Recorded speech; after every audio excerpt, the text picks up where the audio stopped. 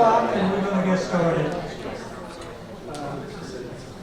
We are starting the second series on brain health, and I heard there's a lot of interest in the first series.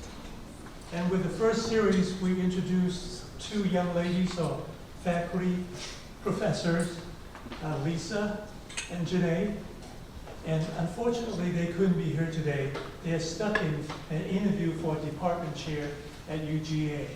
And Lisa said she would try to be here during the reception. And I said, there's good cookies. So they're going to be, hopefully they'll be there. But I would like to introduce the second series of brain health. And so we're switching from dementia, Alzheimer's disease, to movement disorders. Now, it doesn't mean that we're going to drop the subject of dementia or differential diagnosis for that disease. We will come back to it and provide more information that you may be interested in. And so we will be doing this fairly soon. So today we're going to have a 6-part series on movement disorders. It has to do with fall and reasons behind falling and how to do remediation for that.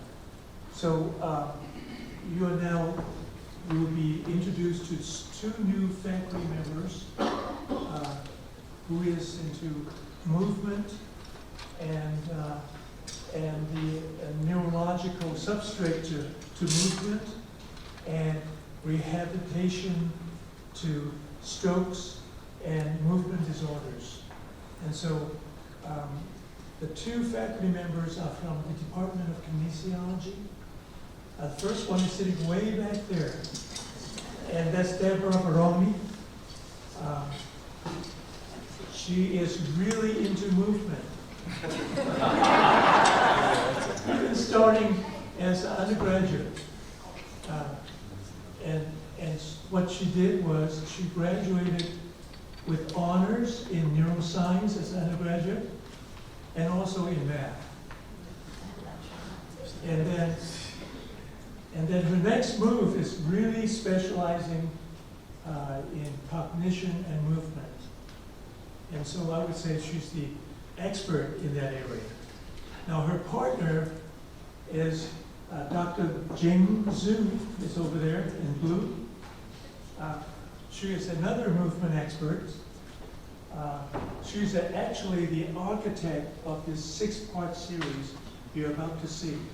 She put it all together, and we're just her helper.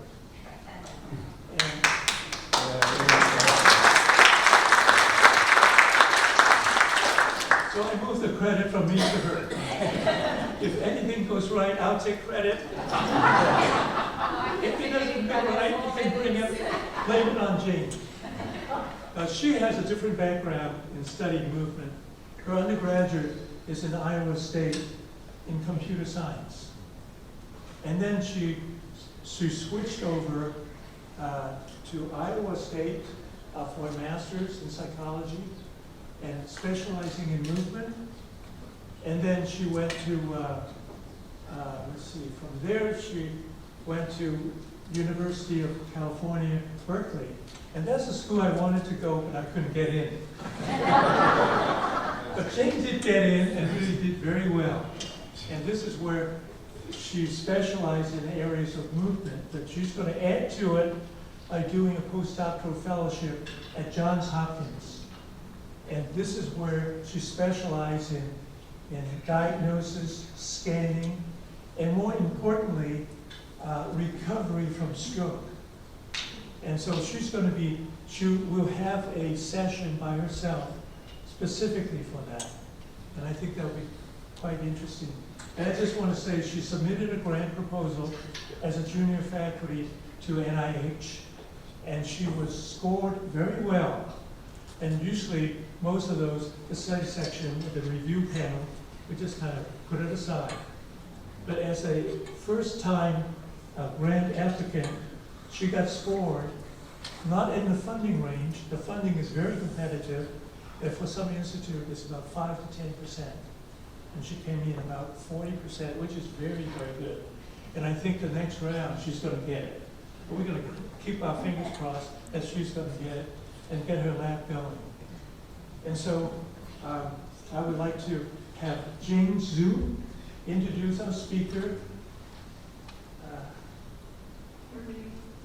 Well, thank you, Lenny, for such a wonderful introduction to our series, and also Deborah and I.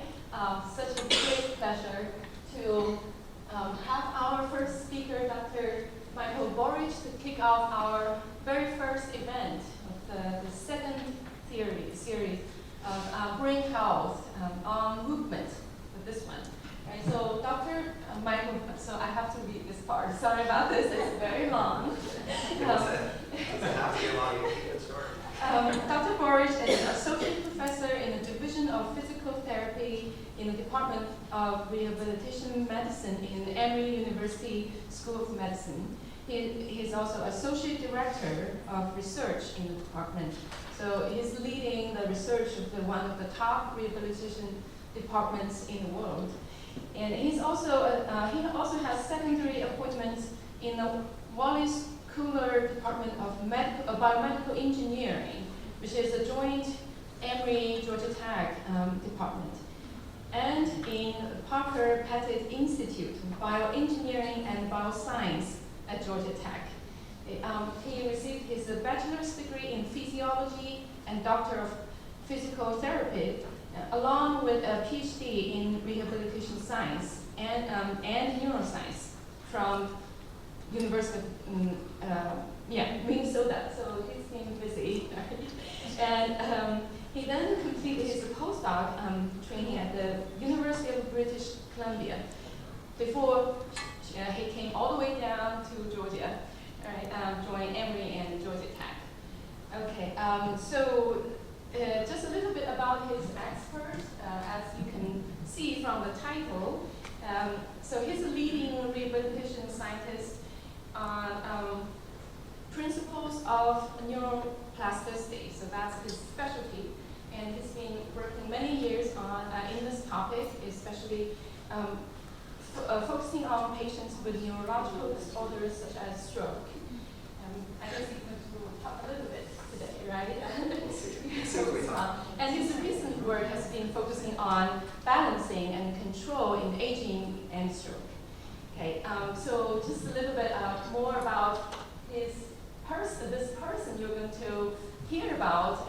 When Lenny asked me, okay, can you bring some of the top scientists to our community and talk about aging and movement? So Michael was the first person came to my mind, not just because his depth and the breadth of his knowledge, but also his dynamic personality. I thought that he would be the perfect fit for this class. So he's been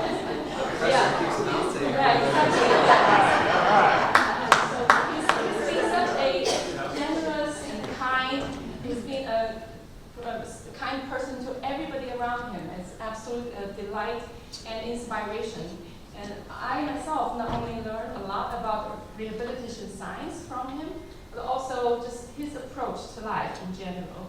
So without much ado, Michael. Now you're getting up on me.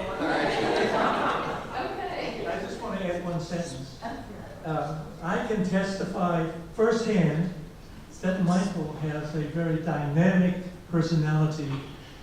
We invited him to lunch, and he ate everything. I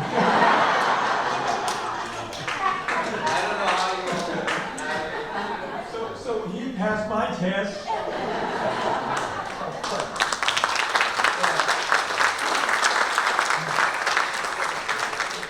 Wow, I don't know what to do with that kind of introduction. It did touch on a lot of things that I'm passionate about. I'm passionate about travel, I'm passionate about science, I'm passionate about food, and I'm passionate about learning and just learning new things. And I've been here about an hour and a half, and I've learned more today. Oh, I'll go away. Thank you for the. All right. So yeah, I just wanted to thank you all for the invitation. I've really enjoyed the time that I've been here thus far. And it's really appreciate you all coming out today. And I did hear that this is typically movie time, is that right? So that also feels like pressure. That now I'm, not only taking up your time, but I'm also substituting for a time where you have delicious popcorn and you watch a movie of your choosing. So I will try to live up to that and keep it dynamic. So I have a few ground guidelines for my talks. Is that any talk I give, I don't want to be the only one speaking, because that I think gets a little boring. It certainly gets boring for me, and I presume it gets boring for the people who have to listen to me. So I know there's a microphone floating around, I think that Jean has. So at any time, if you have a question, please raise your hand and interrupt me. Because also I don't presume to know everything that you want to know about. So if there's something that's particularly interesting to you, please let me know that you want to know more about it, because I've kind of done a wide sampling of the things that we're interested in. But if something's more interesting to you all, I'd be more than happy to spend more time on it. I don't have a rigid plan here, other than to try and give you a show and tell, give you a flavor of what we do in my lab and what kind of problems we're trying to solve to try and improve the quality of life and health for pretty much everyone. So those are the main ground rules. Does that sound reasonable? And also, I promise I will try my best, but whenever I'm interested in something and I'm passionate about something, my voice tends to go higher and my pace tends to go faster. So if I do go fast, please slow me down, because it will probably happen at some point. So don't be shy and just let me know. And from the interactions with those of you I've talked to already, shyness is not one of your #1 characteristics. So I have no doubt that you'll let me know. I have the mic, so if you have any questions, just raise your hand and I will bring the mic to you.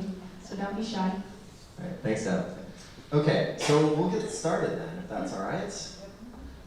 So again, thank you for the kind introductions, which again, I mentioned this before, sometimes I'm not sure who we're talking about when I hear those things, but I guess we've been doing some fun things over the years. I've been at Emory for almost 9 years now. I did come from the north, as they say, and I've been here for, almost 9 years, and it's been an absolute pleasure. So I can't start without acknowledging most of the people who are doing the work, which are the trainees in my lab. So these are actually the current trainees. They are a mixture of undergraduate students at Emory and Georgia Tech, as well as graduate students and postdoctoral fellows that have come from other areas. And so they're really the ones behind anything that I'm going to show you in terms of research that we're creating in the lab. I just get to come and brag about it. So that's really my job these days, and make sure they get paid. Those are like my 2 roles, really. So they're doing a lot of work, and then I want to also acknowledge all the collaborators that I've been fortunate enough to work with on a lot of the projects that I'm going to share with you today. So really the main goals today are, again, let's just go, is I really want to summarize the normal effects of aging on the nervous system, in particular the brain. So I tell everyone that I'm a self-proclaimed brainist. That means I think it's all about the brain.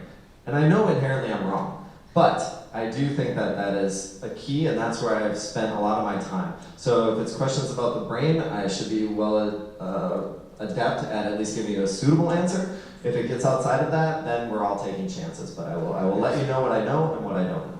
Okay?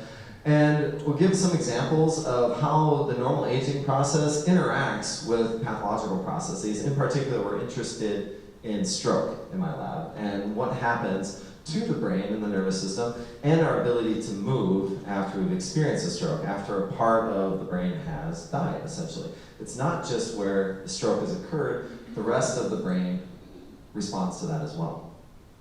And then also want to talk about the activities on how we understand what are strategies that anyone can use to try to mitigate the effects of aging on your ability to move.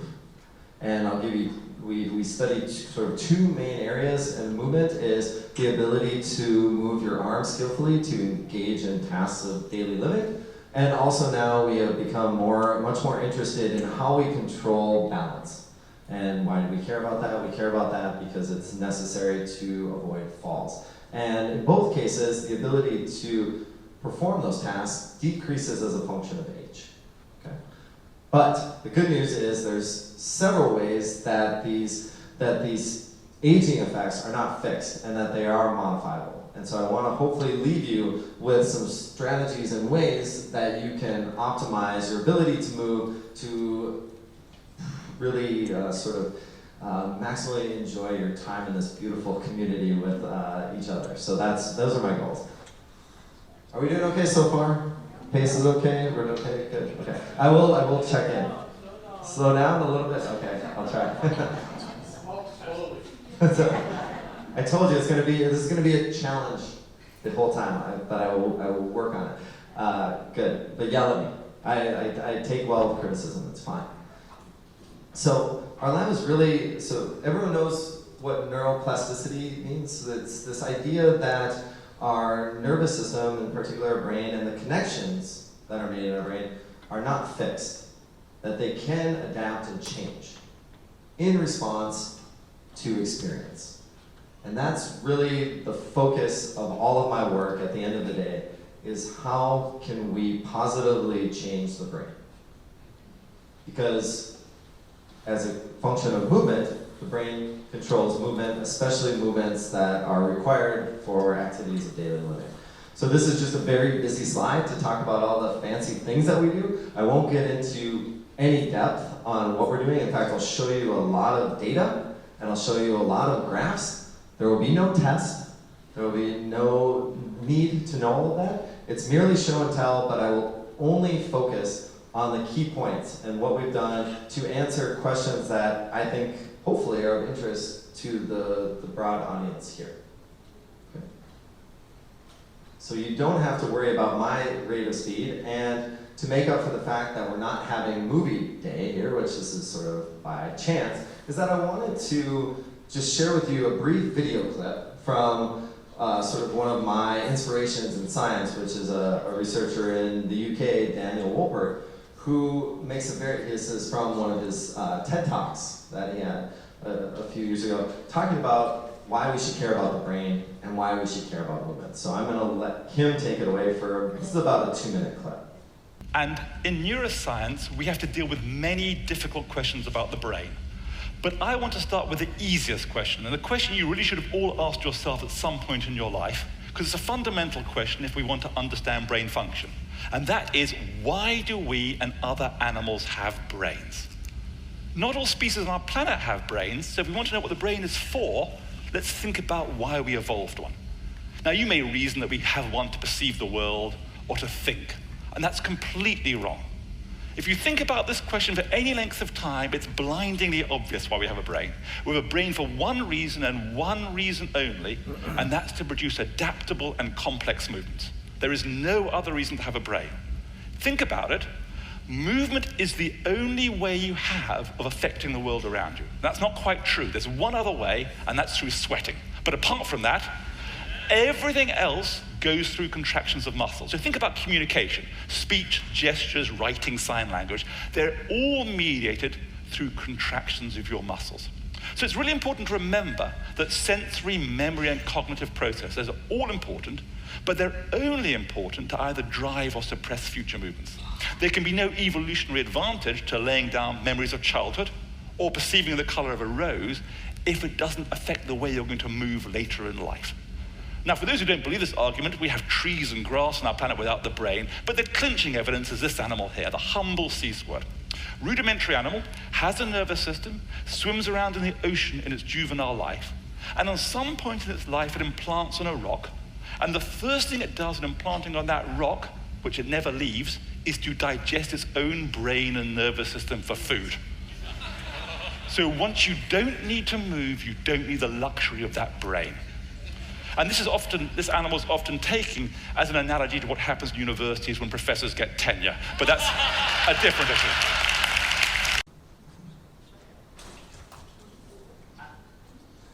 So I will show you a video where sound is not important. So we're still doing the movie theme, but without the sound. So this is an example of expert movement and highly stereotyped movement that's been practiced over and over again. Does anyone know what, and I also heard, at least some of you are very competitive here. And in certain sporting endeavors, ping pong being one of them. So pickleball was another one I heard. some things about it as well. But this is another activity that is highly competitive. This is an individual who holds the world record for the fastest time doing competitive cup stacking. Does anyone know what cup stacking is? Well, good, you'll learn at least one thing today, which is what cup stacking is. So I'll show you this now.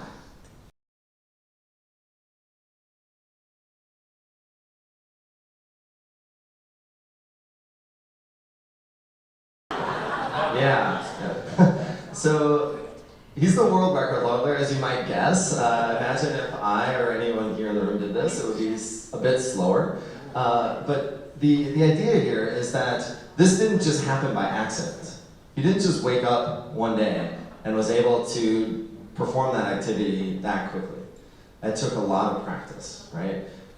But he's also young. And we know something about the younger nervous system is that it is more flexible, it is more adaptable, and that flexibility tends to decrease with age. And I don't mean even very older age. This process actually happens in the nervous system starting in the 20s, in the mid to late 20s. So this capacity for change, this neuroplasticity, is starting to reduce even when individuals are just starting their careers even. Now, the problem that we are trying to solve, so this is another video, and this is related to an individual who experienced stroke previously. And so, as you can see, I want you to compare his ability to move versus the ability to move before and notice the differences. This was actually. And you don't have to hear what she's saying, that's not important. It's just the movement for this gentleman. This was actually the lid. I'm going to visualize it for you because this is actually the lid we had. Go ahead. Can you look that up?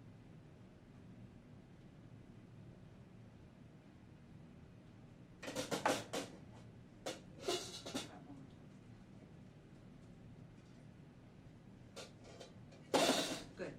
Right, so as you can see, there's a stark difference in the continuum of movement between the cup stacker and this individual who was actually one of the research participants for a clinical trial investigating, this was led at Emory some years ago, investigating how we can improve the ability to move in individuals after stroke to help regain recovery and function. Okay? And the good news is that we can help. The bad news is we don't help very much. And that's one of the goals in my lab and other labs like Jane's, like Deb's, to try and figure out how we can improve or accelerate the recovery process for individuals after stroke, as well as how can we actually improve existing function for individuals who have not experienced a stroke, who are young, who are older. We are really interested in those kinds of questions. So that brings me into, that's kind of just an opening. So are we still okay other than one audio situation? We're doing all right? Okay, good. So that's just a bit of an overview, and I just wanted to then share sort of high level some of the information about what we know about the aging process. And one example of a key component of the ability to control movements of the arm, which is hand dexterity. And Jane will talk in greater depth in her talk about the sort of what the mechanisms of how one controls hand movement. But I just want to focus on what the aging process is that we start to have dexterity diminished, and that it seems like that over time that the lack of coordinated movement, this dexterity in the hand, is more related to the nervous system than actually the muscles. So it's really about how the brain and nervous system change with aging. So a lot of people think that I'm getting weak as I get older. That's why I can't move as well. But it actually seems to be more about the nervous system not being able to fire as regularly or as normally as it once did. So it's not so much about weakness. So a lot of people think, I need to strength train, I need to build my muscle mass. It's probably not the key. The key is probably focusing on how to perform tasks that are challenging, and this is the key, that are challenging, but not impossible to do. Okay? So that's sort of one, I hope, takeaway that you receive from this. And if we put people in an MRI scanner to measure activity of their brain, and look at how the patterns of activity when someone is performing, in this case, a very simple movement. The simple movement is we just ask someone to lay in the scanner and tap repeatedly, just 1 time per second. So this is not very skilled, not very challenging. But what you'll see in a younger adult, in sort of quote unquote normal, is that you'll see the opposite side of the brain light up. And it lights up because there's increased activity that's related to controlling this very simple movement. Okay? And that's what we consider this lateralized effect. And so in a normal situation, the right side of the brain controls the left side of the body, the left side of the brain controls the right side of the body. Now, as we age, that control becomes less lateralized, actually. So if you put someone who is older in an MRI and ask them to do the exact same thing, you'll still see that activity on the opposite side of the brain, but you'll also see activity on the same side of the brain. And we think that this actually matters because it's more taxing, it's more energy that's needed by the brain to do this. And the question of why this is necessary is still an open question, but the point being is that we can actually measure how active the brain is when people are performing movements. And is that activity different under different circumstances, whether it's with aging, whether it's in the context of stroke. So these are the kind of tools that we're using, questions that we're asking. So with that, I will pause because we have a good musical interlude for a perfect timing, and I'm going to switch into something else. Are there any questions so far? Yes?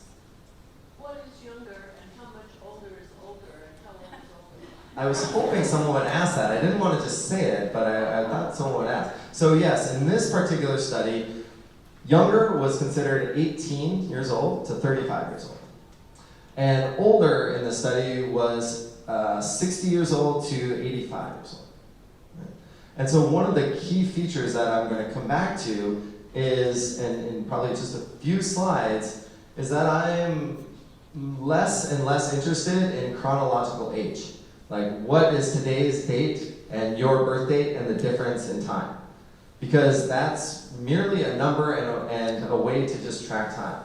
As you all know, the aging process is not the same for everyone, and it is not linear.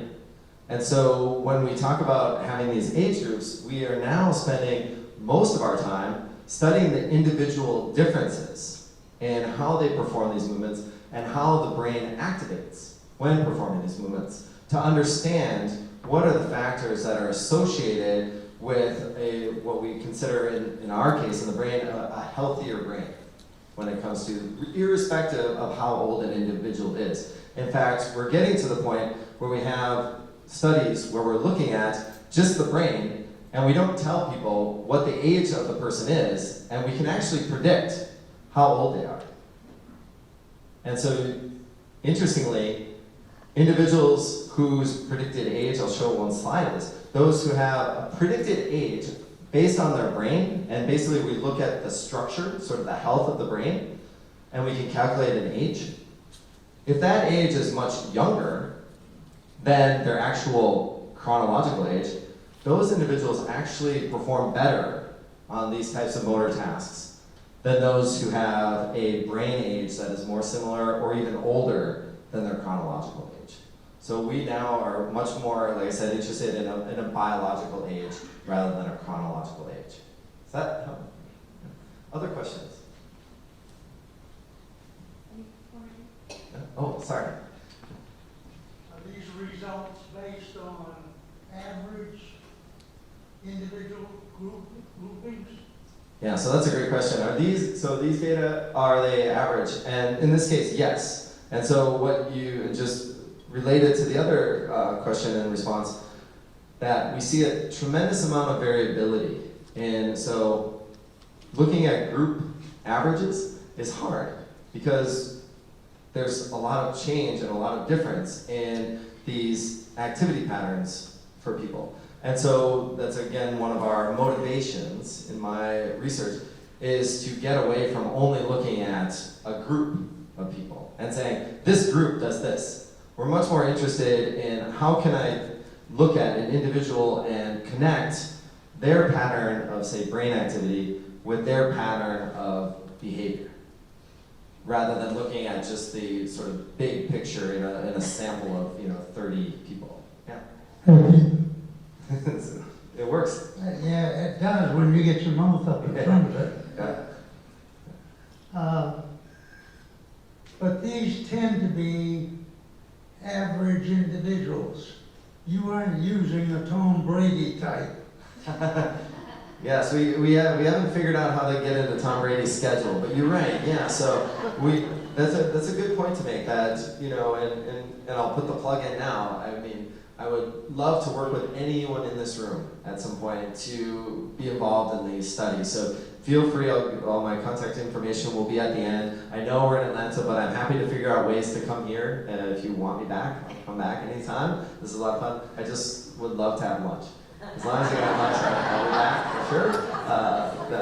But yeah, so these individuals are in particular recruited from the community, and so But I will show you some very interesting things later about the what it looks like if you look at physical activity levels in these older adults, and you separate them based on whether they are considered sedentary, based on the Americans College of Medicine guidelines in terms of activity level, or if they're considered fit. And actually this pattern of activity is different, totally different between the two groups.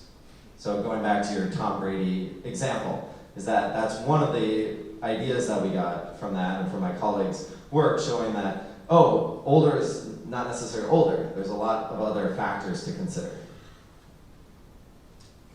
Oh, yeah, please. I just wondered, the blue part, does that mean that since he wasn't having to tap that opposite finger, that he was just peacefully resting? Yeah, so that's a great question. So you're picking up on this blue part, right? Yeah, so you might guess that if this means active, then obviously this means like not active, but actually what we think is the opposite. This is, not that it's interesting here, but it's a little controversial still. And Deb might even weigh in, but the thought is that this cooler color is related to actually having this side, when it's active, sending a signal to the other side saying, don't be active.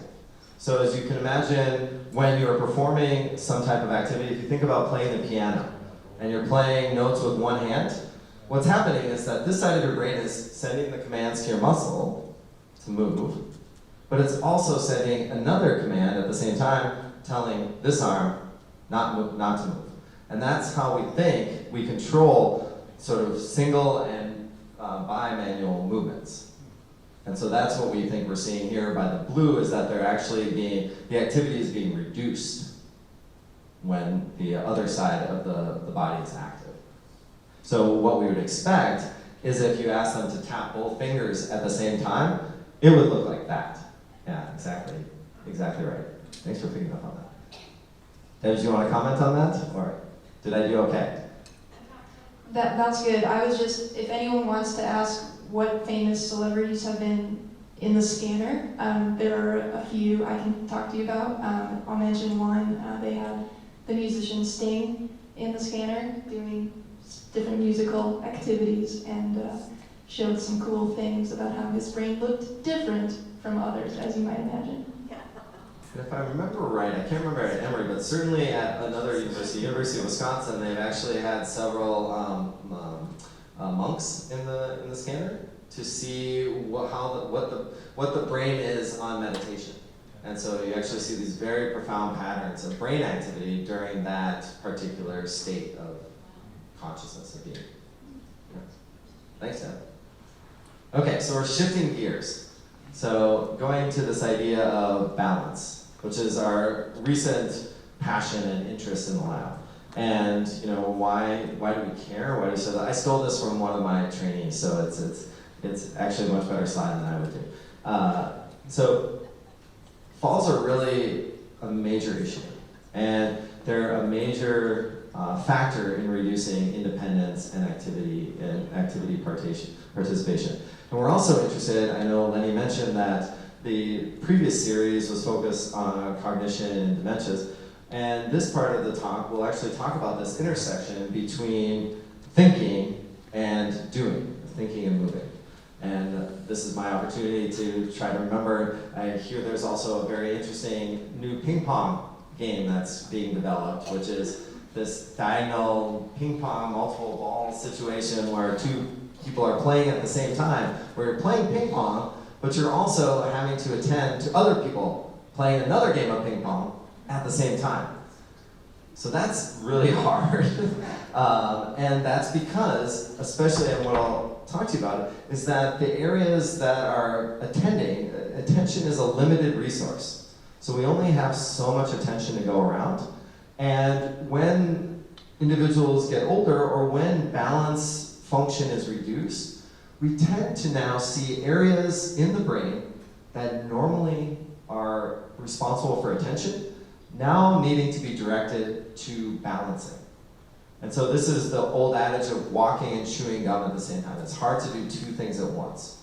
So the way we test this in the lab is we ask people very simply, and some of you have probably done this before, and certainly you do it in everyday living, but we have a standardized way to do it, which is you just stand up, walk 10 meters, and walk back. Now you can just do that as a walking task, or I can ask you to do that while counting back by threes from 100. Yeah, exactly. Yeah. And so what we can do is we can actually measure the difference in how long it takes you between when you walk without counting versus when you walk with counting. And that difference is what we call interference, or dual task interference.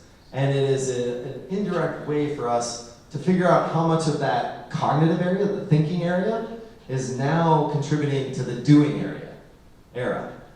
Doing. And so that's really fascinating, and I'll show you what that means. But this is really important when it comes to what are the conditions that are around falling. And often it is, in unfamiliar environments, it's when attention is directed somewhere else, right? And that's because those brain areas that for those who have very good balance, they don't need those areas.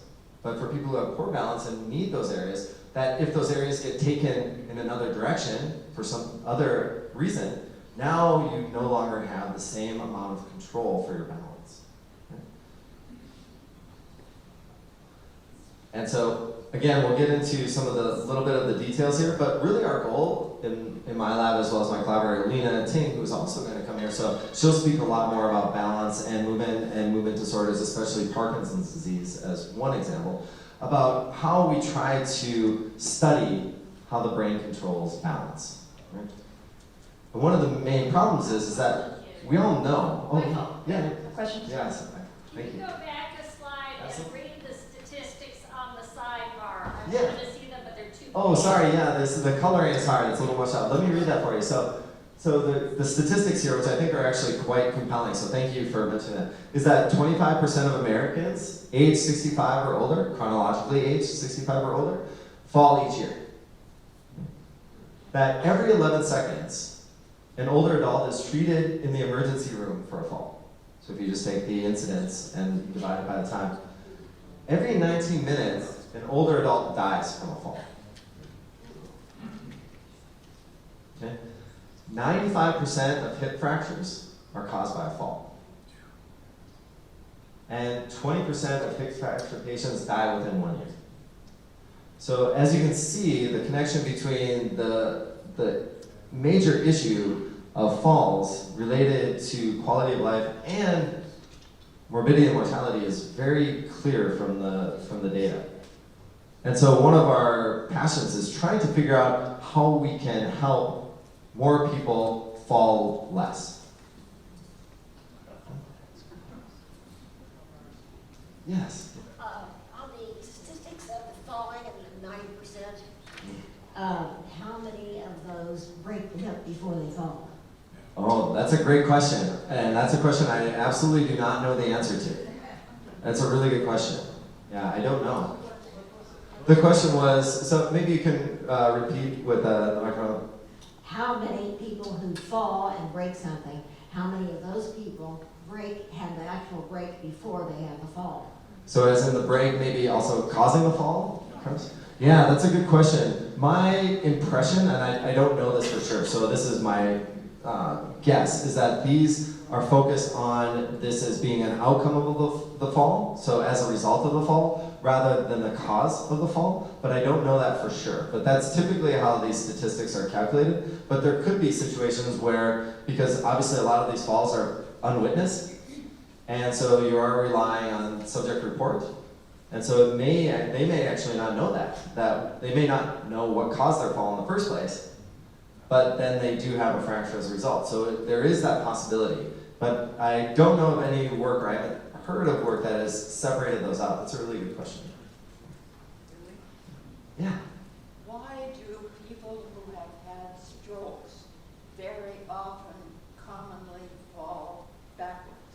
Oh, that's a very good question. So the question is, for individuals who've experienced a stroke, why did they often fall backwards? And there's several theories about this. One of them, that there's a displacement in the sort of center of mass and an asymmetry. So the amount of pressure you put on each foot is different. And we're actually studying this right now in the lab.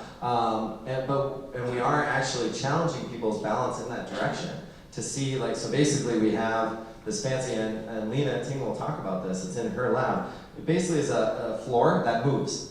And so we can simulate like the rug being pulled out from you. And of course everyone has a harness on, they can't fall, but we can see how their body reacts to this falling situation. And so when we do that, you're right, we do actually see people have more difficulty when we pull the floor forward and they go backwards, trying to recover. And we think that is partly due to changes in the sort of the activation patterns of different muscles, both as a function of aging, but excuse me, also because of this asymmetry in the weight bearing. So we think they're not starting from a stable base in the first place, and having the direction of falls that way is already more challenging in the first place. So they're more challenged that way. I have a request. Could I have a bottle of water? I can feel it. And you can probably hear it. That's what the microphone does. So, again, this risk of falling increases with age, but why is still relatively unknown, actually. And we have a lot of associative evidence for why this is, and a lot of work from Lena has been looking at this. And what we think is happening is that under normal conditions, balance control is automatic, which I mentioned before, meaning you don't have to think about it. But once you have a decline in the nervous system, in the structure and function of the nervous system, now you need to have those thinking areas be involved in the controlled balance. And that is sort of mediated by the brain itself. And so we now are really delving into this. So this sort of reiterates what I mentioned earlier, is these interactions between the cognitive areas of the brain, the thinking areas of the brain, and the moving areas of the brain. So the thing to remember there is that the more you think about it for yourself, the more you have to think about staying balanced and staying stable, the more likely that these areas that are used for other things like thinking, responding to questions, paying attention to this talk, those are being taken up by you focusing on maintaining your balance. So we think the good news is that that is trainable, that we can change that. And that is through practice. And we'll talk just a little bit about how one might be able to do that. So the best thing one can do for maintaining balance is to maintain moving in a safe way. So I will get into sort of all the strategies coming up on the second part of my talk, but just to kind of give you the tagline there is that, and you probably, how many have heard the tagline, movement is medicine? Has anyone heard that? Yeah. So I totally agree with that. And so there's another, thank you so much.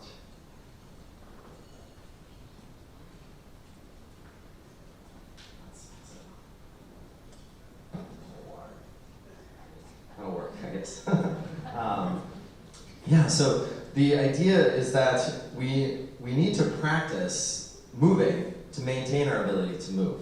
This probably sounds obvious, but I think it's important to say. And the idea is that you have to do movements that have some level of challenge.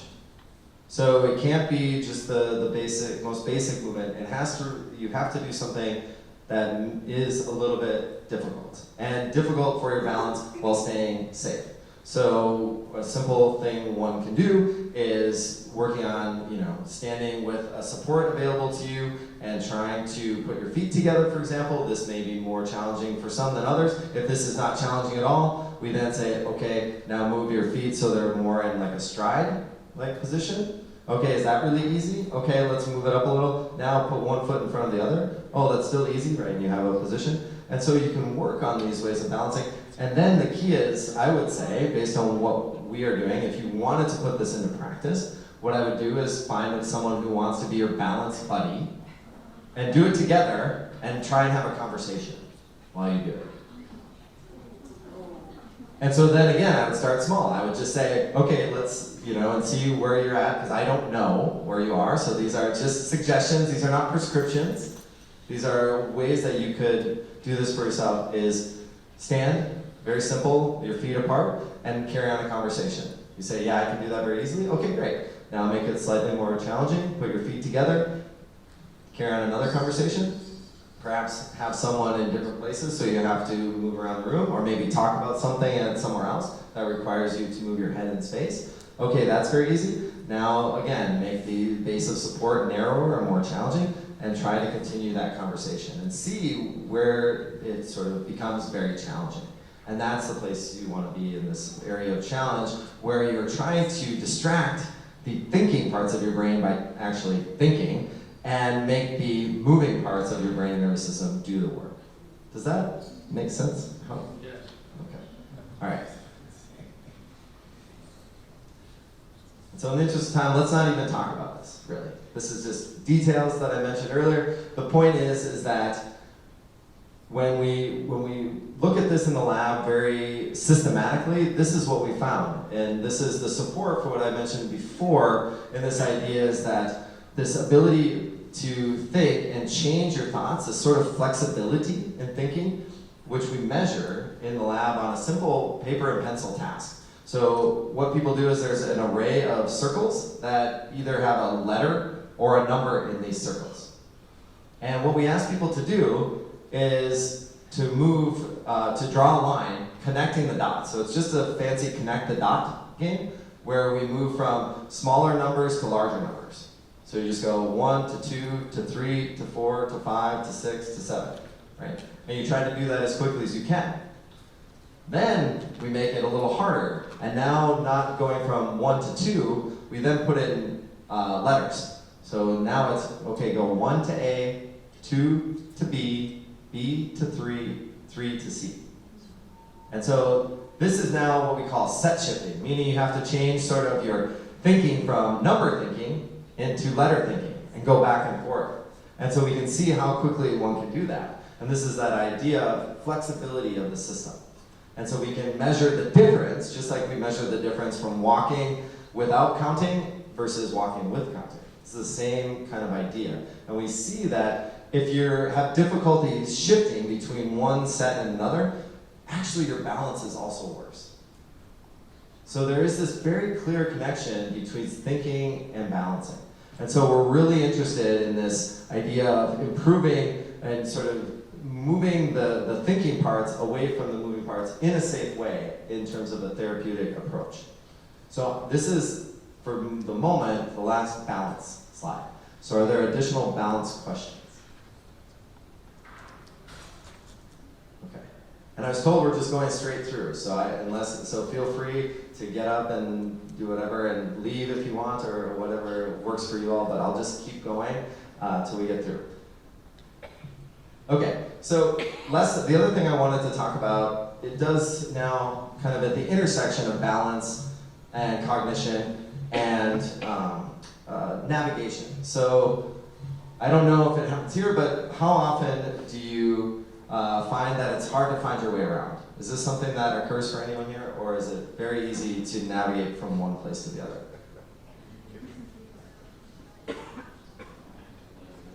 Easy? So some say easy, some say nothing, some say pretty. I think it depends on how long we have been here. Okay, yeah, okay, so let's do an exercise then. So recall back to the first day you moved in here. Was it easy to find your way around? Okay, me either.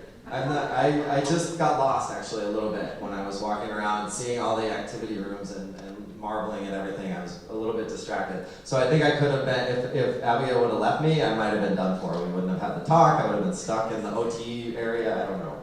But, so think about that period when you first moved in and the challenges of finding your way around. It turns out that this is, at least from the literature, is one of the first self-reported symptoms of cognitive decline, is getting lost.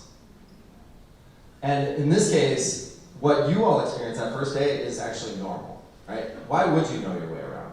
Never been here.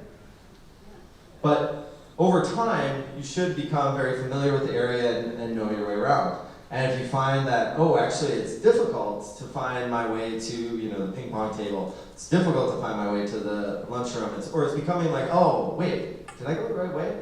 These are the things that actually physicians often hear from individuals as some of the first signs of this, oh, I'm not thinking as sharply or clearly as I did. And it turns out that it is one of the earliest predictive markers of future, more significant cognitive decline. So we're really interested now in trying to identify what's happening in the brain that contributes to people getting lost. And so actually in combination with some trainees who are actually in the Doctor of Physical Therapy program at Emory, as well as some of our graduate students, we developed a virtual reality maze, a city. And so we have people, as you might have seen in that video that happened very quickly, we ask people to put on this headset and now you're in a totally new world that you've never seen before.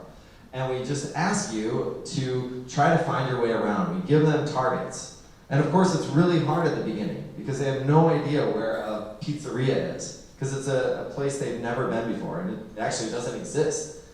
And so what you'll see is individuals take a while to find their way. It takes them longer and they walk further, as you might have seen. They kind of teleport in this game.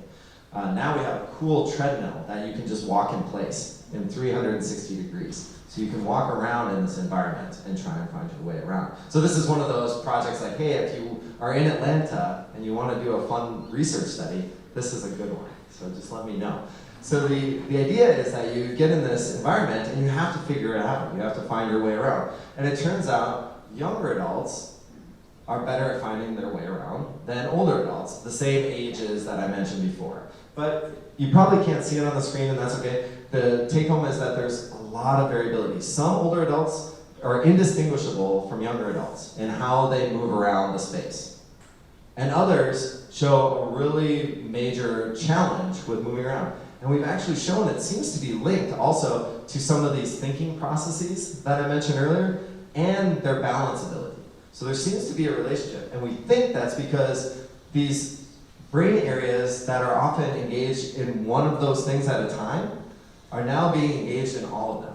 So in this, like for example, a thinking while walking task, well that engages one area, but now you have to be thinking and navigating. So you have to be kind of finding your way around and being able to attend to it. And that seems to be more challenging with age. So that's kind of a little bit of a bummer, I think. I'm kind of giving a lot of bummers, I'm sorry, this is what I realized. But there is good news. So here's if you take nothing else away from what I've said today, is that the capacity for a human, for anyone in this room, anyone walking this planet, is that the capacity for neuroplasticity and the capacity to learn is never abolished in the lifespan. So there's always the capacity to learn and relearn. So even though performance may not be as high, at least we've seen in older adults versus younger adults, what we actually find is that we expose them to this maze several times, and this is just the maze if you're like looking at a bird's eye view, so it's a city, and there's different buildings. And so they start right in the middle, and they're asked to find different buildings. And what you see early on, it's just kind of like they're painting the whole area. They're just walking around the whole city, right? Just like we all would do, right? Where do I go? And so what I hope you can see on the top is the younger adult. And so what you see is they kind of searching around, and then by the second block of finding these targets, it's much more, there's much less color, there's much less kind of wandering, I would call it. And then in the third block, it's just basically, okay, pizzeria there, auto shop there, police station there. And so they figured out, they generated a map of this new environment, this new city. What we see in older adults, they have even more sort of wandering. This is it at the beginning. But what you can see is that they start to figure it out, that there does seem to be a map of the space that's generated. And so the idea here is that it's not like they look the same on the first time they do it versus the last time, that they actually show improvement, being explosives, meaning they can respond to navigation training. Meaning if you're like, oh, I get lost all the time, well, that doesn't mean that you can't improve your ability to find your way around. And so this is just one example that we're excited about in the lab, showing that we might be able to develop these very safe and effective interventions using things like virtual reality that you can do in a small room, even in your home, to try and improve your ability to navigate, but also do this with balancing, for example. So this is just one example I want to show you, and to take away this point that it is always possible to learn. Even if the performance tends to decline on average, there is always the ability to improve that. So, yes? Some people have a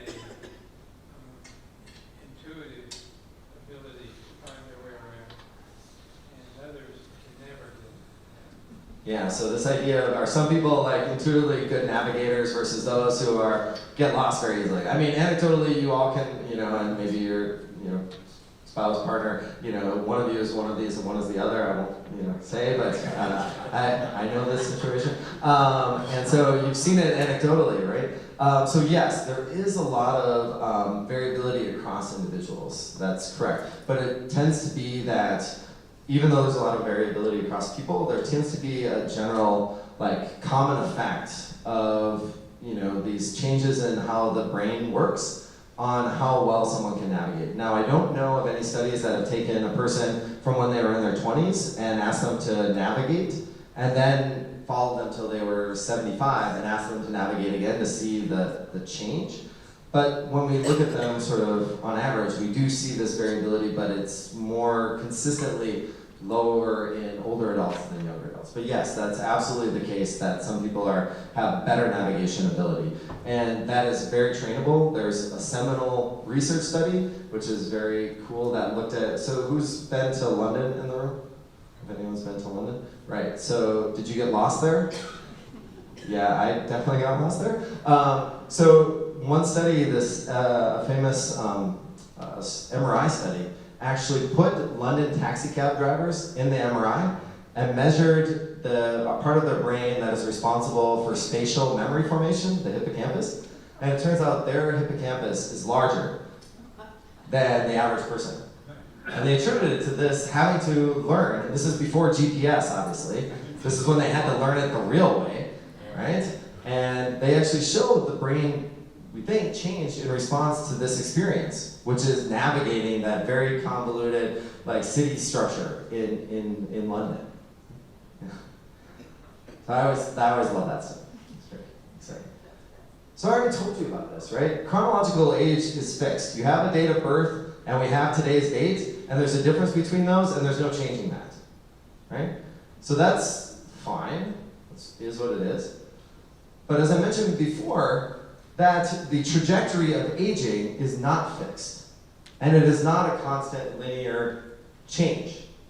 Meaning that there are ways to modify the aging trajectory. So this is that idea that I mentioned before, is that although you may have a chronological age, there are many different things you can do to modify your biological age. And when I'm talking about biological age, I'm primarily, like I said, I'm a brainist. So I'm talking about the health of the brain.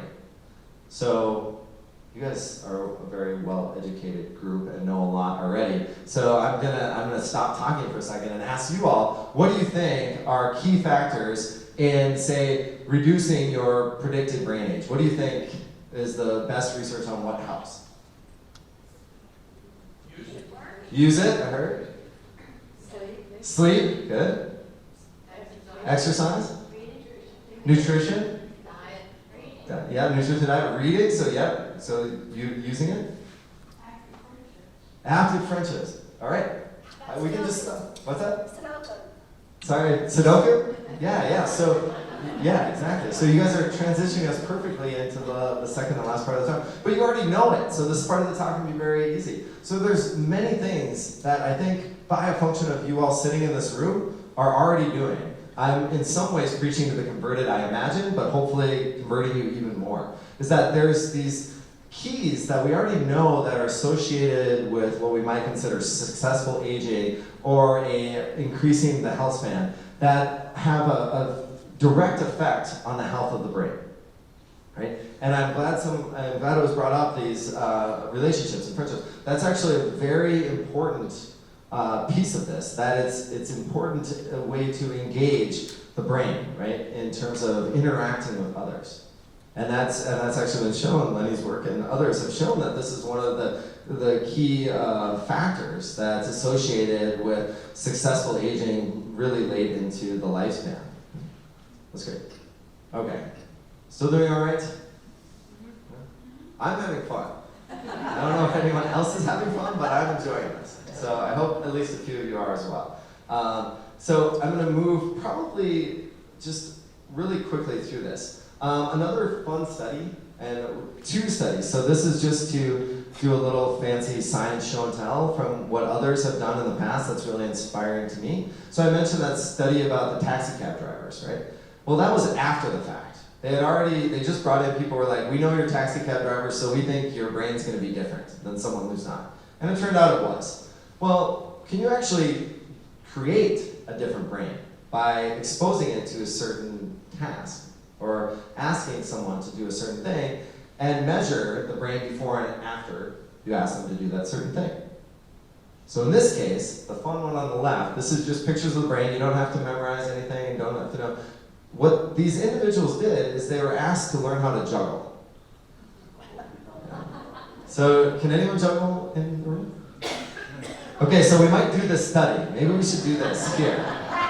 And maybe ping pong will take a back seat for a while. And we'll do a juggling competition, maybe a Guinness record of most consecutive juggling attempts, something. But what they did is they were just like you. The individuals in the study were just like you, had never juggled before. They spent 3 months practicing juggling. At the end of that, these are all younger adults, I will say that for now. So they all learn after 12 weeks how to juggle. So they could do the standard juggling, 3 ball juggling. And what they did was they put them in the MRI to measure the structure and function of their brain before and after this juggling training, right? And they compared, did anything change in the brain? And it turned out it did. And it turned out that the change was in very specific parts of the brain. And interestingly, it's in a part of the brain in the back here, in the parietal lobe, which is responsible for combining visual information and motor information. That might be useful, right? That area is definitely going to be involved in juggling. And what they showed is not only does the brain become more active in that area after, actually the structure of the anatomy of that area of the brain changed. And only in that area. And so they showed this specific change in response to this training, to this juggling. The brain was different after. And in fact, I say this in many of my talks, just by a function of you being here, whether you like it or not, I changed your brain. Because if you remember anything, especially if you remember not liking it, you'll remember that even more. But that means there are connections, new connections, in your brain that weren't there before. And that's neuroplasticity. So the opposite can happen. So this is back to this idea of moving and what you can do. So in another study, they say, well, what about the opposite? What if we don't allow people to move? We don't allow them to do things. Well, that could be considered maybe unethical in research, like that you force them not to do something. So what did they do? They went to the hospitals and they basically, for several years, monitored anyone who came in with an arm fracture and who needed a cast to immobilize their arm, meaning they couldn't use their arm for a minimum of 2 weeks. So this is the opposite, right? This is now a forced non-use of the arm. And they measured the brain before and after. And it turns out that if you don't use the arm, the other side of the brain, for lack of a better term, shrinks. Only in the areas that are important for movement and processing sensory information coming from that arm. So there's this sort of two sides of the coin, and it's that idea of, and I'll show you the slide, it's these principles that we try to promote, which is, you use it and improve it, like the juggling in this, or you use it or lose it. If you don't use it, you're going to lose it. And that's actually backed up by the science of the brain. And I talked about this earlier today, but the idea is that also, not only does the younger brain do this, not only does the older brain show this, but also the brain that has been affected by pathology, especially in stroke. That back in my old lab in Minnesota, my mentor actually showed that individuals after stroke can learn new things, which actually 20 years ago was sort of new, which now seems silly. But back then it was thought that after you had recovered from your stroke, after 6 months, you were, done recovering. Showed in these types of individuals who are in the chronic phase of the recovery that if you ask them to train on a motor task, to try to do a skilled movement, they could get better at the movement. That's great. And their brain changed. So this was some of the first evidence that therapy for people after stroke therapy, can actually improve function and change the brain. That, to me, was very exciting, and that was very inspirational as I was getting into this field. So this is the kind of the last sort of conceptual figure is that, and I think this is an important one, is that there's no drug for neuroplasticity. That's one, so I'll bring up that as a key point. Right? So we already talked about this one. The capacity for neuroplasticity, which underlies your ability to form memories and learn new things, persists across the lifespan. And there are ways that you can improve that ability. You already gave me all of them, thank you. So we don't have to go through that again. But that's a key. So if you're ever lacking the motivation or wondering if you can, learn new things or learn how to move better, you absolutely can. And the key point too is that you have to work at it. There's no magic plasticity drug. There's no magic drug that allows you to learn just by sitting there. You have to put in the effort. It requires this experience. These are just ways that you can do this. I'm only going to focus on two, and those are the two that we already talked about, which is great because we can move right through it. This idea of use it or lose it. If you don't use it, you're going to lose it. And when I say lose it, that means not only these changes in the brain, but also the ability to move well. Right? So I can't emphasize enough maintaining your activity levels and trying to move and challenging yourself to move in different ways. And to not just do the same thing each time, because as the research would show, is that there has to be some level of difficulty, some level of challenge for the system to change. And then the idea is use it or improve it. So this is a fun task we do all the time in the lab. This is from another group. But this shows a very interesting phenomenon where we ask people to come in and do this simple tapping task, where there's 4 keys and they light up at different times. And so you have to press one key after another, and you try to do that as quickly as you can. Right? And so in one case, this classic case, you're tapping with your fingers. In the other case, it's simpler than that. It's like whack-a-mole. You just move, and smack them as quickly as you can.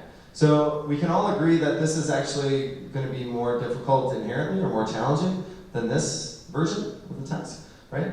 And so what the researchers asked is, one, how do younger and older adults do on these versions of essentially the identical task, just a slightly more difficult and easier version? And so just if you look at this, the squares are that classic or the finger-based one. The diamonds are the whack-a-mole ones, right? And what you can see in younger adults is at the beginning, this performance rate, so higher scores mean better performance. So as they practice the task, shockingly, they get better. But as you can see, there's no difference between their ability to perform either one. Right? However, if you look at the older adults, what you see is that the squares, the classical and the more difficult one, they perform less well on that task versus the adapted task, the easier version of the task. They still get better at the task, but their performance never matches. So the idea here is, again, showing you what I showed you earlier with the navigation, is that older adults can learn the task, but it's more challenging for them to do the same level of difficulty. So there is this sort of interaction between how difficult the task is with aging. And so that's why I keep mentioning to you that you want to find tasks that are challenging, but not overwhelmingly so. So it should feel like we call it also the Goldilocks principle, not too little, not too much, right? And I can't define that on a one-by-one basis, but that's sort of for each of you thinking about that as you're learning new things, that you want to have some level of challenge or struggle, because that's what the brain uses to learn. So if it's easy and you don't have to think much about it, that actually doesn't generate much change in the brain and won't generate much change or improvement in the behavior. Right? However, if you go all the way to the other end of the spectrum and it's more challenging, you can't do it at all, you can't do it successfully, the brain can't learn from that either. So you're trying to find that sweet spot in the middle. So here's kind of like the bad news, is that it takes a lot. It takes thousands and thousands of repetitions. So this use it and improve it is not like, oh, I did it for a half an hour one day, a couple hundred times. It usually takes persistent effort, and for anyone who's learned a new skill, you probably can recognize that this is actually the case. When we look at this in a clinical perspective, it's kind of scary when we look at rehabilitation for stroke. It's actually what we know in science versus what we see in the clinic are an order of magnitude different. And we think that actually what we're doing in the clinic is, unfortunately, not much.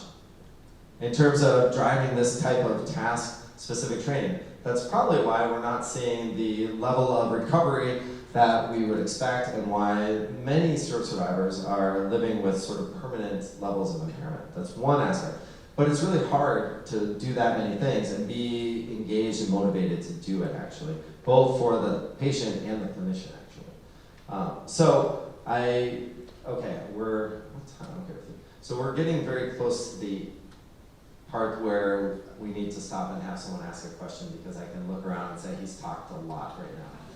I can feel I've spent many years lecturing to students. And you are all students here too, so I know the telltale signs of when we're kind of dipping. So I need someone else to talk.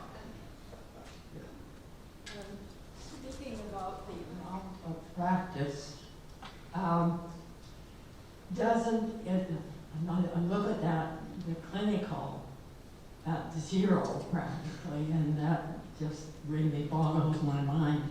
Doesn't it depend upon, like, we only see the therapist once, maybe twice a week, but wouldn't it improve more if the person had supervised instruction the other 5 days a week? Yeah, so you bring up a great point. So the first point is, yes, it looks like it's almost zero. I'll give you the number because I'll never forget it. Because this was an observational study where I remember that I was in graduate school still at the time, and someone else in the lab was working on this, and this is through several sites throughout the United States. And they sat in the clinic and just counted repetitions on getting people into a nightclub. They just counted each time, and the number is 32 on average, which is almost might as well be zero, like you said, right? 32, and unfortunately I don't think that has changed a lot, right? But this is 32 repetitions per session, so that doesn't even get to your other point that that's only 2 sessions a week. So now we're saying only 64 times you're doing this task-specific movement in therapy. So how do we change that? How do we actually increase the dose? If the dose is the most important thing, how do we do that? And yeah, so there weren't a lot of silver linings about the pandemic, but one of them was the advent of telehealth or telerehabilitation, where clinicians can interact with their patients virtually. And that has opened up, and in fact, there's now codes available to get those services reimbursed for therapists, in some states, not all. But the idea is that one way to do that is, like you said, supervised from afar to actually deliver therapy in the home, rather than having to come into a clinical setting. So that's one option. The other option is, and some of my colleagues are working on these tasks, is how can we have people do it on their own and be able to have that be sustainable over time. So how many of you, actually now this is another just curiosity that's relevant, how many of you picked up a new hobby during the pandemic? Anyone do anything, start something new? Good. And what was your hobby, if you don't mind me asking? I didn't think of any hobby. No, okay, I was asking, yes. Wood carving. Wood carving, are you still wood carving? Yes. Awesome, that's great. Has anyone picked up a hobby that they didn't, and why do you think you're still doing it? That's maybe my next question. I was bored. Okay, so it's better than the alternative, I guess? Yeah, okay. Does anyone pick up a hobby that they have not continued after the pandemic? Or is everyone continuing what they started?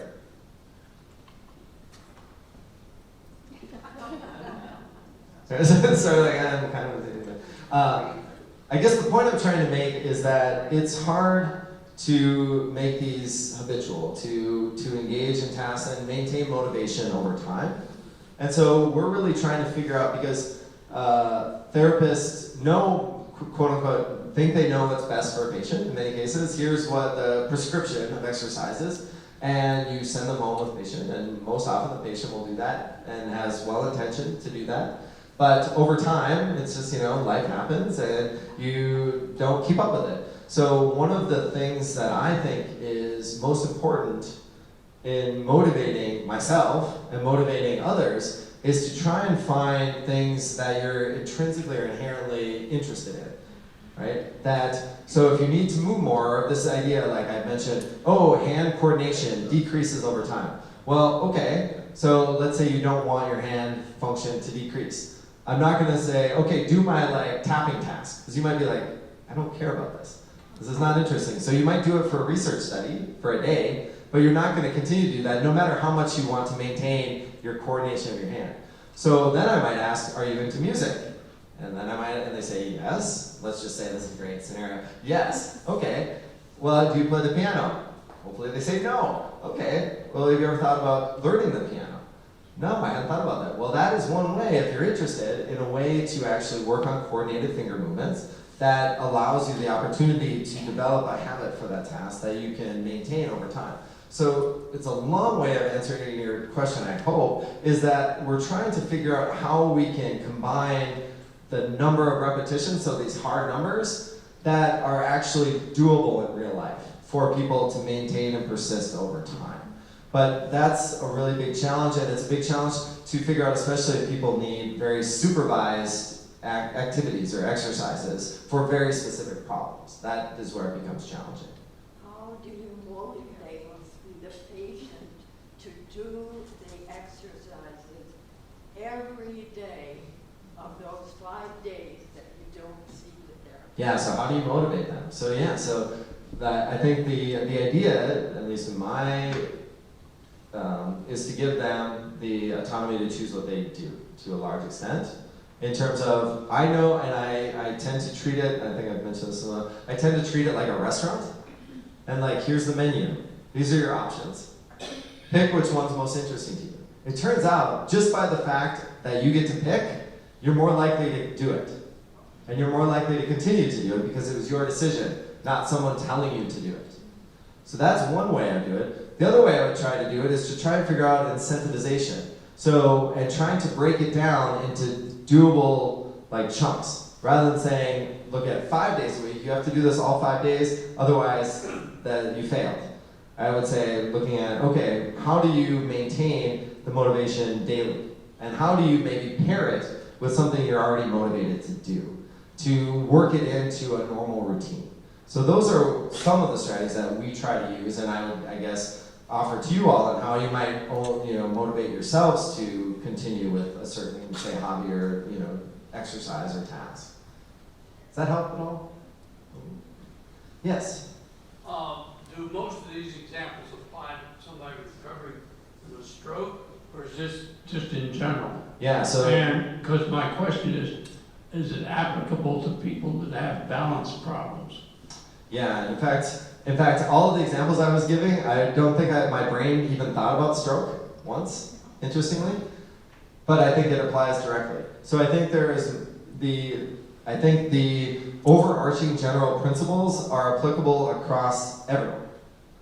I think that it's down to the details on what you are focusing on in terms of, if it's stroke, what are the impairments the individual has, and how are you trying to get them back to their, to the highest level of function you can.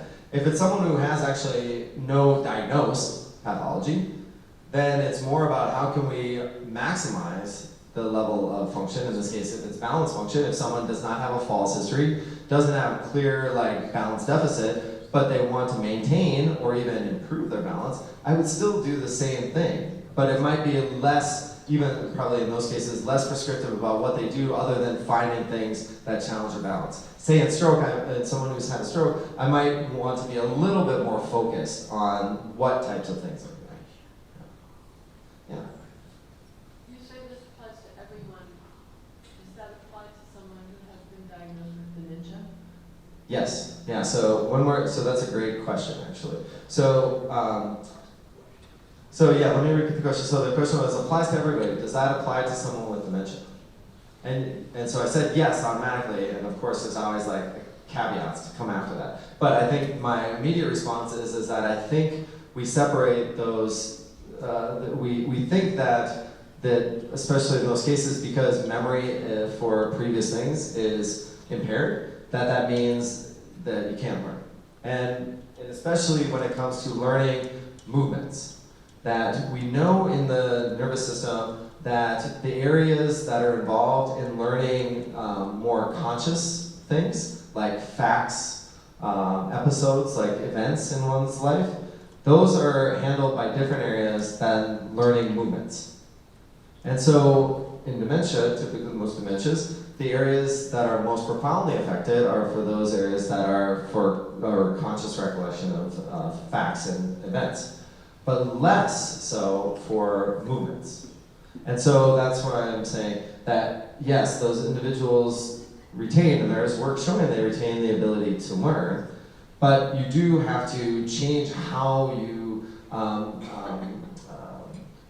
organize the learning process, the practice. So it's much less effective to try and tell someone how to move rather than to guide them, for example, through moving. So that those are kind of just in general kind of broad strategies where it's definitely still possible, but you need to be aware that using sort of verbal information, using more conscious expressions is not as effective as some things that are what we call implicitly delivered or delivered without having to say it.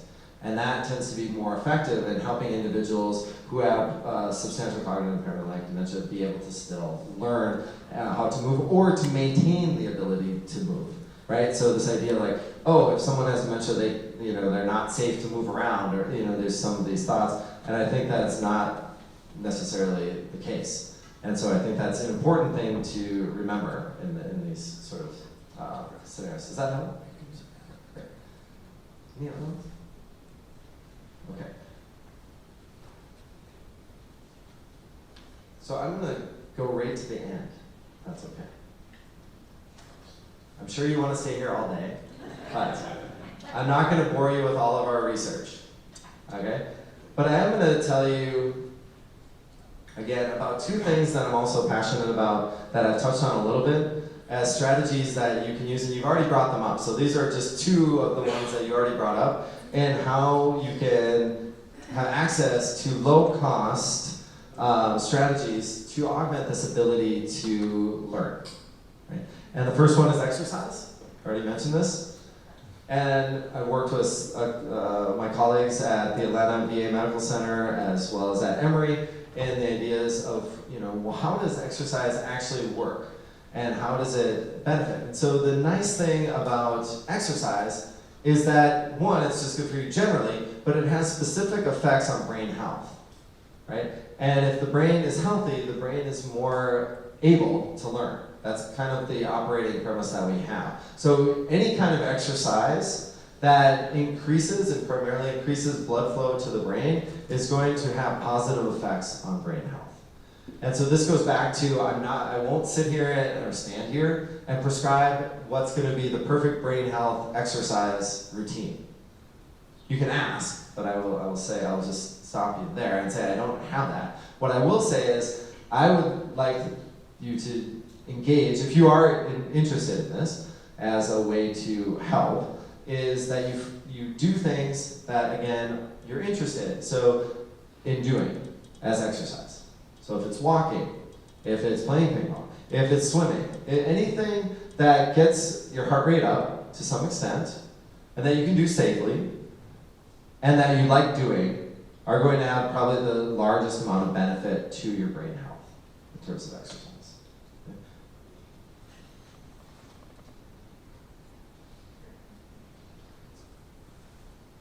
And I wanted to get back to this. So this, hopefully, still remember this. We have the colors, right? You saw this earlier. Try to bring it back around to remind you that, again, younger and older, okay, fine. But let's drill down on the older adults a little bit and look at, I mentioned this earlier, I kind of gave you a preview of this. So on this side is an example of a sedentary older adult. On the other side is someone who's classified as fit, okay?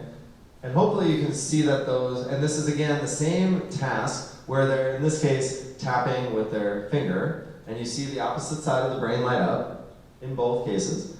But what you should hopefully see now is that in the fit older adult, their activation pattern looks very similar to the younger adult. You see that blue area now, that reduced activity on the other side, that you don't see in the sedentary older adult. So this is what we take as some evidence to support the idea that just having general aerobic fitness impacts brain activity, right?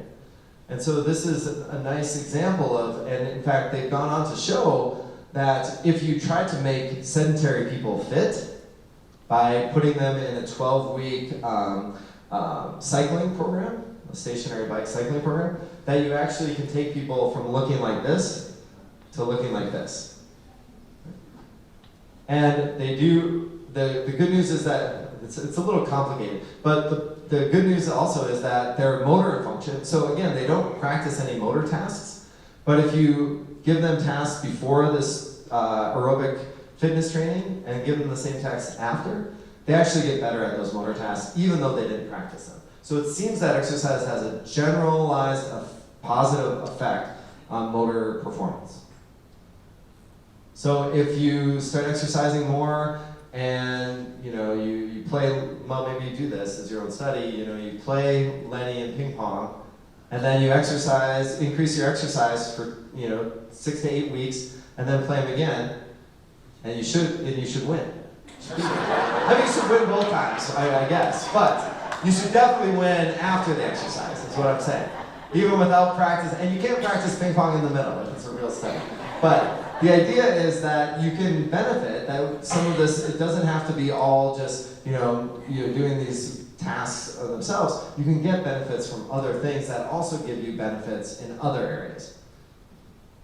The last thing I want to talk about is also something that I'm very passionate about, which is sleep. And using sleep as a way to promote your ability to learn.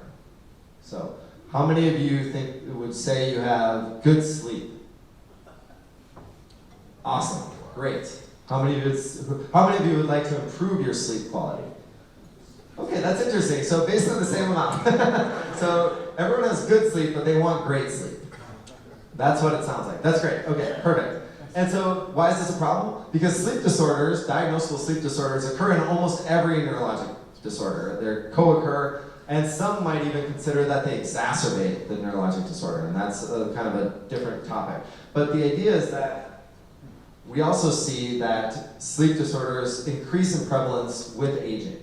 And that we know just in general, outside of disorders, that measures of sleep quality are diminished with aging. So this is, we think, important because we now know that sleep plays a major role in this plasticity process in the nervous system and underlying your ability to learn. So if you're having less good sleep, it would be expected that you would have less good learning. Yes? Dreaming. Is dreaming good for you or better for you or bad for you? See, I knew dreaming, yes. Is it good, bad, or otherwise? So that's a great question. So that's like the number one question I always get. So there's the annoying answer that my students hate, which I'm unfortunately going to use here, is it depends. It's not, we don't have any evidence that it's bad. I will tell you that. But the specific role that dreams play, especially as it relates to learning, is still pretty controversial, actually. And so we know a lot more about the times outside of the stages of sleep where you dream. So these are more the deeper stages of sleep, which are called slow wave sleep, where you're in deep sleep. These are the times where you're basically like paralyzed in bed and not moving and really unarousable. That's slow. So if you get into those stages, I'm very happy. If you earlier raised your hand, no one has to self-identify. If you raised your hand earlier and said you had good sleep, but you say you're very easy to wake up all the time, or you wake up frequently during the night, I'm less happy about that type of sleep, I have to say. I think, based on what the literature would say, we think that these deeper stages of very sound sleep are the ones that give us the most bang for the buck when it comes to learning. And there's a lot of reasons for that. Don't have to go into all the details today. You can certainly ask me if you like.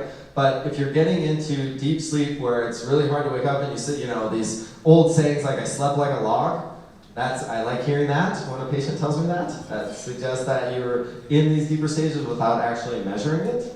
If someone said, oh, I was tossing, turning all night, I just couldn't really get to sleep, that is more concerning to me. So, anyway, why do I care? It's that we actually know there's a connection that in a day of learning, you actually see that sleep is different versus the day where you didn't learn as much. So they've actually shown this, that there's actually changes in the sleep patterns in specific areas based on what you learned the day before. So there seems to be what we consider like a signature of life of happening during your sleep.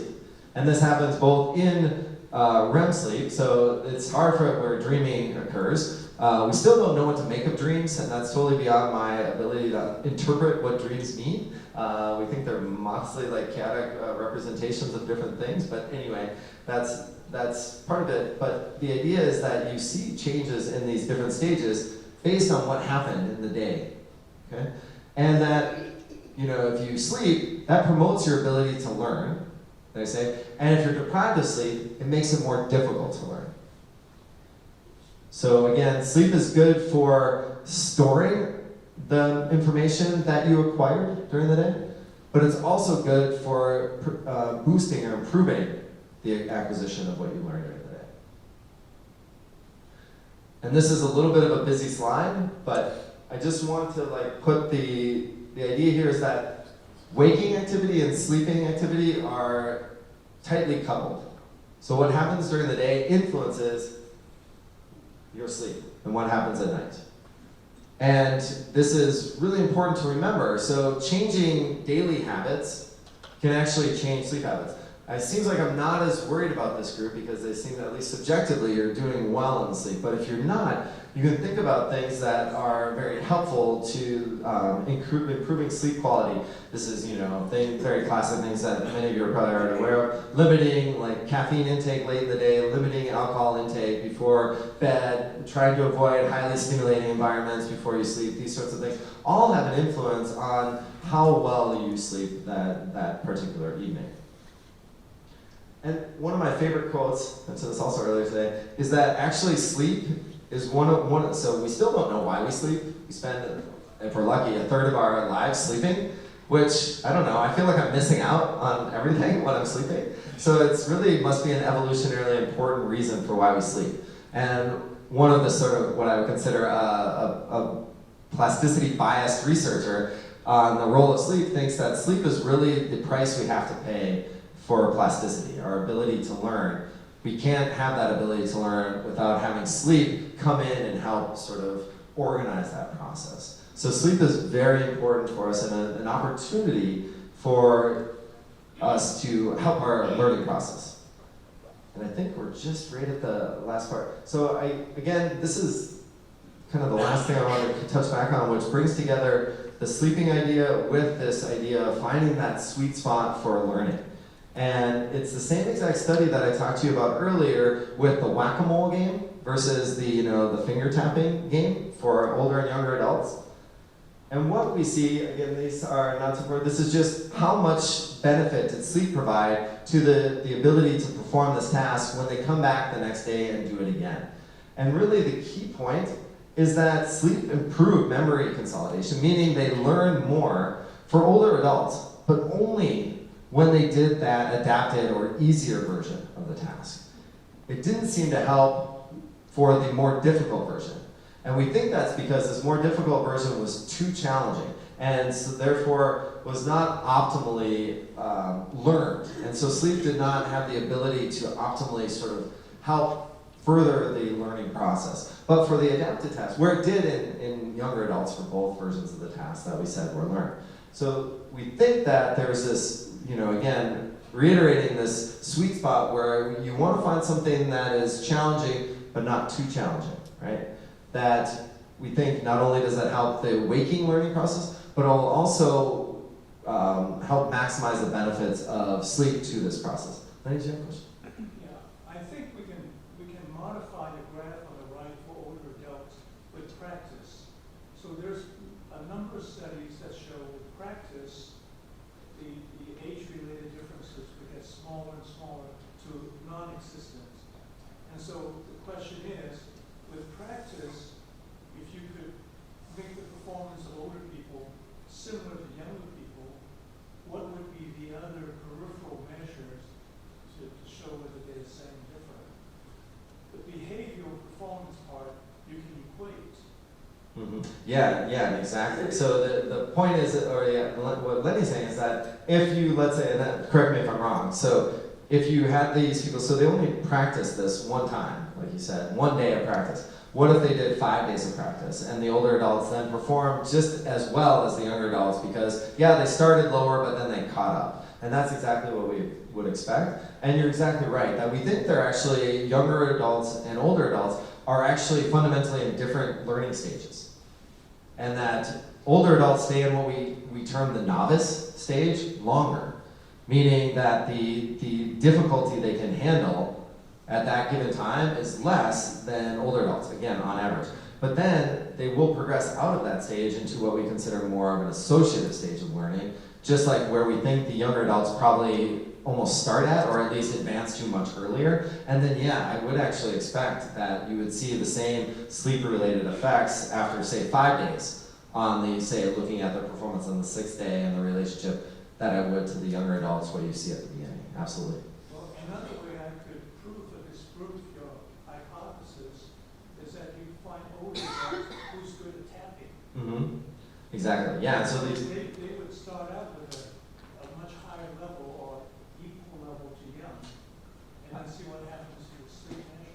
Yeah. So exactly. So that gets back to the earlier point that I was getting at, is that so we didn't do this study, so I can't take credit or blame for it. But if we contacted them and asked to see the individual data, I bet you could find precisely that and look at those individuals, because I guarantee that there were older adults who performed just as well as the younger adults on average, that there was a subset of those individuals. And I bet that you would see, because you can see there are large error bars, right? And so there's probably going to be individuals who, quote unquote, look younger in the older group. And I would also agree that the hypothesis would be that those would be the individuals who had the higher performance early on. Yeah, I absolutely agree with that. This is why we don't allow anyone in the lab now to publish data or put graphs that don't have individual data points. So we don't do any more bar graphs, because they're hard to understand. And we're really interested in what happens to an individual. Question over here. Yeah. I was just sitting here listening. What about those people who take sleep aids? How does that affect their sequence learning? And you know, they might sleep for 6 hours, but it's with help. It's, those of us who sleep without that, are we better off? Yeah, so that's a really good question. This is a common question asked about sleep aids, and it does depend in some cases on what the sleep aid is. If it's, you know, something like Ambien, for example, is something that really fundamentally changes the neurochemistry. That's right. We actually see that the stages of sleep and the sort of the architecture of the night of sleep is different. Just like in a way where we see not the same phenomenon, but the same magnitude of phenomenon of people who, you know, maybe have and this is sort of an old adage, or like have a drink before bed. That helps me sleep more soundly. Well, but it's a very different actual like architecture of the sleep, and they don't. Those individuals in both cases don't seem to experience the same magnitude and amount of this deeper slow wave sleep that we think is valuable to the learning process. So I would say that is, even though you both might be getting 6 hours of sleep, quantity is equal. I don't think the quality is equal when it comes to this particular aspect of sleep. Of course, sleep plays several other roles that are important, but for this particular case, I would say if I wanted to maximize learning, I would try to move away from having a sleep aid to help. But of course, if you're not sleeping at all without it, then you know that's another conversation as well. Yeah, great question. Thanks for that. Yeah. What about all natural products like you see on television, relaxing? Yeah, those are challenging because those are hard to know, and there's not a lot of good peer-reviewed data on their effectiveness, nor their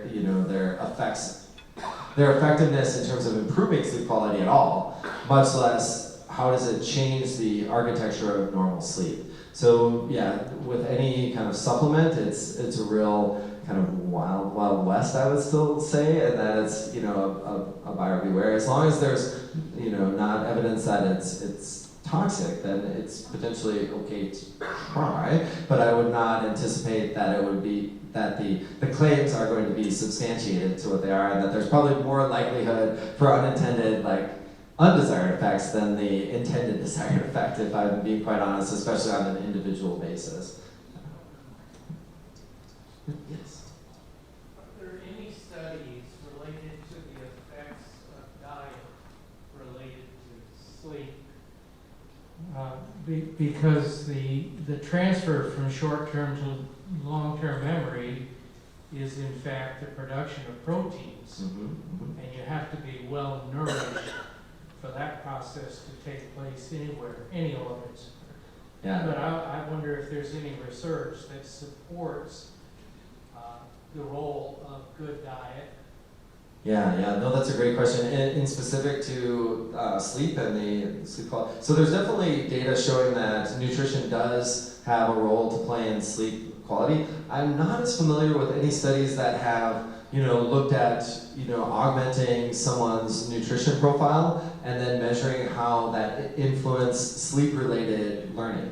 So I don't know that anyone's looked at that, but it would make perfect sense that it would. And that's not to say that literature doesn't exist. I just am not familiar with that. But intuitively, it makes good sense, and that's why we think that it's a multifactorial approach, and that's why I asked you all earlier, what do you think are things that are keys? Well, yeah, they come up, and they probably not only have like individual positive effects, but they likely interact with one another to potentiate their own individual effects. I think that's very clear.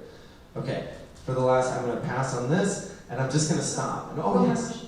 What about antidepressants and sleep?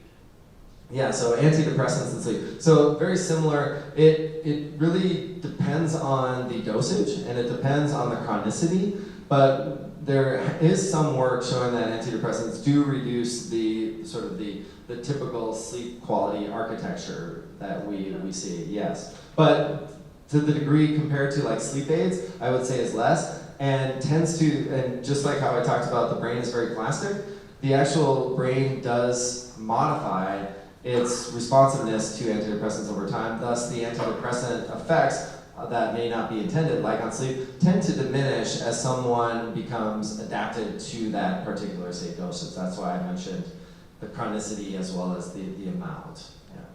But better than no sleep. Better than no sleep, yes, this is exactly right, yes. Yeah. Oh, yeah, way in the back, there we're making you work, thank you for that. I like to move, but just wait for me. What do you think about naps? I love naps. Maybe that's the thing you should remember from this talk. I love naps. If I could take a nap every day, I absolutely would. And there is actually good data that this is helpful for learning as well. That it has been shown for certain very simple tasks that giving someone an opportunity to take a nap for like 60 minutes, and depending on what sleep stages they enter, is just as good as a night's sleep in terms of the effects on memory formation. And so, yeah, I see very little downside to naps. The only ones that we try to avoid are really prolonged naps. So tend to be more effective in not, because the only downside to naps is if it negatively affects subsequent sleep of that night. And that tends to happen if you have really long naps, like over 60 minutes or 90 minutes. That tends to be where you can see that you have diminished ability to sleep and can disrupt this normal sleep-wake cycling and the circadian cycling. But having shorter naps, typically I would say on average under 60 minutes, and that don't disrupt later sleep is great. Because we think that's actually part of the role of sleep to play is to bring some of these brain synapses that undergo plasticity back to baseline, back to their sort of resting ability to be able to engage in more plasticity. So it reasons that if you have a nap that helps do that, then you may be more successful in engaging in more kind of learning and have more plasticity related to that experience after a nap. So in fact, I've been not brave enough yet, but the plan is at some point if we get back into this and sleep, in our rehabilitation hospital, which is you have to have 3 hours of skilled therapy for every day if you're in acute rehabilitation. So they're very busy. These patients are very busy and understandably exhausted because they're not only recovering, but they're also then being asked to do a lot of therapies. And so I would advocate, based on the literature, that there should be a scheduled 30 or 60 minute no time. That it's nap time, it's quiet time. That invariably I think they will nap, but they just are asked to do nothing, sort of in the middle of the day. And I think that actually would be very beneficial to the effectiveness of the other therapies. So that's, I guess, my separate soapbox. But thank you for letting me bring that up about naps. Any other questions? The summary is here. And I hope this has been somewhat interesting and somewhat useful and somewhat helpful. And I hope that I've convinced you that aging is unavoidable, but it's okay. And that the things that are not unavoidable are things that there's a lot of things that we have under our control to reduce these unavoidable effects or to mitigate their progression. And I hope I've empowered you at least a little bit to recognize that and to be able to motivate you to kind of move in that direction, to try to maximize this idea of your health span, right? So we're getting away from how long you survive to how long you thrive, right? And so hopefully this has been at least somewhat helpful to you all and figure out for yourself, without giving you all very specific things that you do, that you've been sort of inspired to kind of move in that direction further. So with that, I'm just going to say thank you again for the invitation, and thank you all for, this is a long time to sit and engage and talk with someone, and I really appreciate you taking the time, and I don't know if it was as good as the movie last week, but at least it was somewhat more interactive.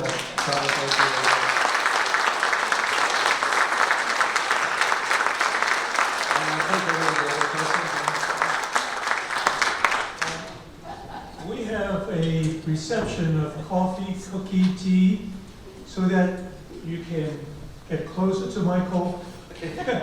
Or further, actually. Just tell me to stay here and you guys all have coffee. Yeah, and ask him questions.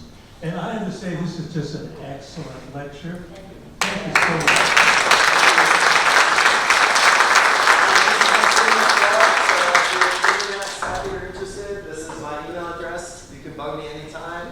gonna see if I can get on your app somehow as a guest, register, and find out when, to talk with you all on the local app. But I'll get excited. That's my research lab. So if you want to see more about what we're doing that's more specific to the science, that's there as well. And we are recruiting for studies. So if there is interest in that, I'd be happy to talk about it and working with our collaborators here on these studies that kind of giving you hopefully a little bit of a flavor of what we're interested in, what we're studying. It's interesting. I'd love to talk more about it out there, and happy to hear from you and stay in touch. Okay. Thanks, Lynn. Thank you. Let's just move out to have some cookies and coffee. And then Michael's going to be out there.